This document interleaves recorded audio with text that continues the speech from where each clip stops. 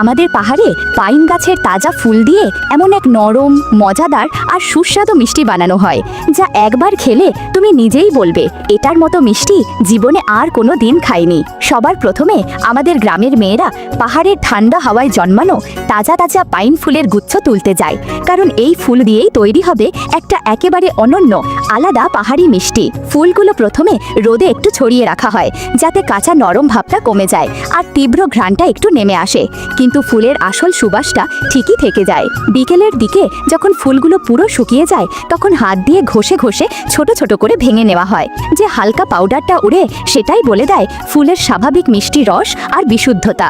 কারণ আমাদের দরকার একদম সূক্ষ্ম নরম ফুলের পাউডার, তাই ভাঙা ফুলগুলো 2-3 বার ছেঁকে সুগন্ধি পরিষ্কার পাউডার আলাদা করা হয়। এবার আসে লাল রাজমা।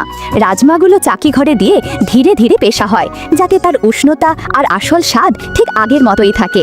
সেই গুঁড়োটাকেও একবার ভালো করে ছেঁকে সবচেয়ে সূক্ষ্ম দানাটা আলাদা করা হয়।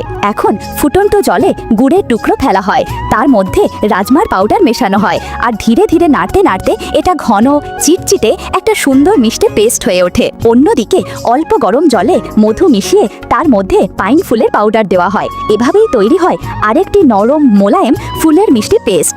এরপর 2 রকমের এই মিশ্রণ পাতিলের ভেতর স্তর করে বিছানো হয়। ওপরে ছিটিয়ে দেওয়া হয় সাদা তিল, তারপর রোদে রেখে দেওয়া হয়, যাতে প্রতিটি স্তর ভালো মতো সেট হয়ে যায় আর মিষ্টির সুবাস একসঙ্গে শক্ত করে বাঁধা পড়ে। আর দেখো, এভাবেই তৈরি হয়ে যায় আমাদের পাহাড়ের সেই নরম, সুস্বাদু পাইন ফুলের মিষ্টি।